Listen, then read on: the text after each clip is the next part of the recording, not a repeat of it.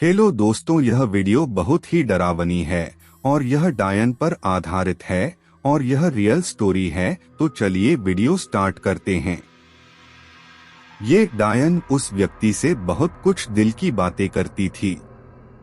इस डायन का तो यहाँ तक कहना था कि उसको उस व्यक्ति से प्यार हो गया है और वह सदा के लिए उसका बनकर रहना चाहती है। पर क्या वह डायन उस व्यक्ति को अपना बना पाई? शायद यह स्टोरी इस रहस्य पर से पर्दा उठाएगी और एक डायन के प्रेम को, उसकी चाहत को बयां करेगी। हाँ, पर इतना ही नहीं, मैं बता दूं कि यह कहानी मैंने उस व्यक्ति से सुनी है जिसके पीछे वह डायन पड़ गई थी। हाँ, मतलब प्यार में। एक दिन जब मैं उस व्यक्ति के पास बैठा, भूत प्रेतों के बारे में जानने के लिए बहुत ही उत्सुक था, तो उस व्यक्ति ने यह स्टोरी सुनाई। आप भी सुनिए, डरना मना है। यह कहानी आज से 45 से 55 साल पहले की है, जब गांवों के अगल बगल में बहुत सारे पेड़ पौधे, झाड़ियां आदि हुआ करती थीं। जगह जगह पर बांस का बगीचा, महुआ का बगीचा, आम आदि पेड़ों के बगीचे आदि हुआ करती थीं। गांव के बाहर निकलने के लिए कच्ची पगडंडियां थीं, वह भी मूंज आदि पौधों से घिरी हुई। यह स्टोरी जिस समय की है, उस समय सुनहरी बाबा जवान थे। चिक्का, कबड्डी, दौड़ आदि में बढ़ चढ़कर हिस्सा लेते थे और हमेशा बाजी मारते थे। अरे भाई, कबड्डी खेलते समय अगर 3-4 लोग भी उन्हें पकड़ लेते थे तो सबको खींचते हुए बिना सांस तोड़े सुनहरी बाबा लाइन छू लेते थे। सुनहरी बाबा के घर के आगे लगभग 300 मीटर की दूरी पर उनका खुद का एक आम का बगीचा था, जिसमें आम के लगभग 14 से 16 पेड़ थे और इस बगीचे के एक कोने में बसवाड़ी भी थी, जिसमें बांस की 3-4 कोठियां थीं। आम का मौसम था और इस बगीचे के हर पेड़ की डालियां आम से लदकर झुल रही थीं। दिन में सुनहरी बाबा के घर का कोई व्यक्ति दिन भर इन आमों की रखवाली करता था, पर रात को रखवाली करने का जिम्मा सुनहरी बाबा का ही था। रात होते ही सुनहरी बाबा खाने के बाद अपना बिस्तर और बंस खटिया उठाते थे और सोने के लिए इस आम के बगीचे में चले जाते थे। एक रात सुनहरी बाबा बगीचे में अपनी बंसखटिया पर सोए हुए थे। तभी उनको बंसवाड़ी के तरफ कुछ आहट सुनाई दी। सुनहरी बाबा तो जग गए, पर खाट पर पड़े पड़े ही अपनी नजर बंसवाड़ी की तरफ घुमा दिए। उनको बंसवाड़ी के कुछ बांस हिलते हुए नजर आ रहे थे, पर हवा न बहने की वजह से उनको लगा कि कोई जानवर बांसों में घुसकर अपने शरीर को रगड़ रहा होगा और शायद इसकी वजह से ये बांस हिल रहे हैं। इसके बाद सुनहरी बाबा उठकर खाट पर ही बैठ गए और अपनी लाठी संभाल लिए। अभी सुनहरी बाबा कुछ बोले इसके पहले ही उन्हें बंसवाड़ी में से एक औरत निकलती हुई दिखाई दी। उस औरत को देखते ही सुनहरी बाबा की सांसें तेज हो गई और वे लगे सोचने की इतनी रात को कोई औरत इस बंसवाड़ी में क्या कर रही है, जरूर कुछ गड़बड़ है। अभी वे कुछ सोच ही रहे थे कि वह औरत उनके पास आकर कुछ दूरी पर खड़ी हो गई।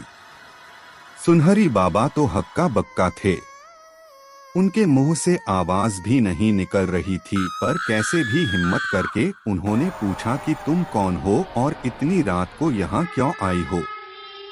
सुनहरी बाबा की बात सुनकर वह औरत बहुत जोर से डरावनी हंसी हंसी और बोली, औरत हूँ और इसी बंसवाड़ी में रहती हूँ।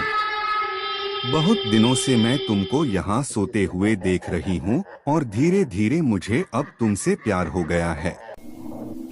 मैं सदा तुम्हारी होकर रहना चाहती हूँ। सुनहरी बाबा को अब यह समझते देर नहीं लगी कि यह तो वही डायन है जिसके बारे में लोग बताते हैं कि इस बगीचे में बहुत साल पहले घुमक्कड़ मदारी परिवार आकर लगभग 3-4 महीने रहा था और एक दिन कुछ लोगों ने उस मदारी परिवार की एक 11 से 12 साल की बालिका को इसी बसवाड़ी में मरे पाया था और मदारी परिवार वहां से अपना बोरिया बिस्तर लेकर नदारद था। सुनहरी बाबा अब धीरे धीरे अपने डर पर काबू पा चुके थे और उस डायन से बोले कि तुम ठहरी मरी हुई आत्मा और मैं जीता जागता। तुम बताओ मैं तुमको कैसे अपना सकता हूँ। सुनहरी बाबा की बात सुनकर वह डायन थोड़ा गुस्से में बोली कि मैं कुछ नहीं जानती, अगर तुम मुझे ठुकराओगे तो मैं तुम्हें मार डालूंगी। अब सुनहरी बाबा कुछ बोले तो नहीं, पर धीरे धीरे हनुमान चालीसा पढ़ने लगे। वह डायन धीरे धीरे पीछे हटने लगी, पर सुनहरी बाबा को चेतावनी भी देती गई। इस घटना के बाद तो सुनहरी बाबा की नींद ही उड़ गई और वे अपनी बंसकटियां उठाए घर चले गए। दूसरे दिन रात को सुनहरी बाबा ने बगीचे में न सोने के लिए बहाना बनाया और घर के बाहर दरवाजे पर ही सो गए। अरे यह क्या! रात को उनकी अचानक नींद खुली। सुनहरी बाबा फौरन जग गए और उस औरत से लगे पूछने की कौन हो तुम। वह औरत डरावनी हंसी हंसी और बोली कि रात वाली ही हूँ, तुम मुझसे पीछा नहीं छुड़ा सकते। अब प्रतिदिन रात को वह डायन सुनहरी बाबा के पास आने लगी और सुनहरी बाबा चाहते हुए भी कुछ न कर सके। इस घटना को चलते 20 से 25 दिन बीत गए। अब सुनहरी बाबा में पहले वाली ताकत नहीं रही, वे बहुत ही कमजोर हो गए थे। उनके घर वाले ये समझ नहीं पा रहे थे कि आखिर इनको क्या हो गया है। एक हट्टा कट्ठा आदमी इतना कमजोर कैसे हो गया। घर वालों ने सुनहरी बाबा से बहुत बार पूछा कि उन्हें क्या हो गया है, पर वे लोग लाज के डर से कुछ नहीं बताते थे। कई डॉक्टरों को दिखाया गया, पर सुनहरी बाबा की हालत में कोई सुधार नजर नहीं आया। उस रात सुनहरी बाबा के साथ एक चमत्कार हुआ और वह चमत्कार यह था कि वह डायन उनके पास नहीं आई। सुबह सुनहरी बाबा जगे तो बहुत खुश थे। उनको लग रहा था वह डायन उनके पास नहीं आई। सुनहरी बाबा की नींद खुल गई और वे उठकर बैठ गए। वह कागज किसी अखबार का भाग था और उसमें हनुमान यंत्र बना हुआ था। अब सुनहरी बाबा समझ चुके थे कि हनुमान जी की वजह से उन्हें इस दुष्ट डायन से पीछा छूट गया था। दूसरे दिन नहा धोकर सुनहरी बाबा मंदिर गए और वहां से एक हनुमान का लॉकेट खरीदकर गले में धारण किए और हनुमान चालीसा को सिर के पास रखकर ही सोते और अब आम के बगीचे में सोना भी शुरू कर दिए थे। हाँ, पर वे जब भी अकेले सुनसान में उस बंसवाड़ी की तरफ जाते थे, उस डायन को रोता हुआ ही पाते थे। वह डायन सुनहरी बाबा से अपने प्यार की भीख मांगते हुए गिड़गिड़ाती रहती। अगर यह वीडियो आपको अच्छा लगा तो मेरे इस चैनल को सब्सक्राइब करके बेल आइकन को दबाना ना भूले, ताकि आपको इसी तरह के वीडियो मिले। वीडियो देखने के लिए धन्यवाद।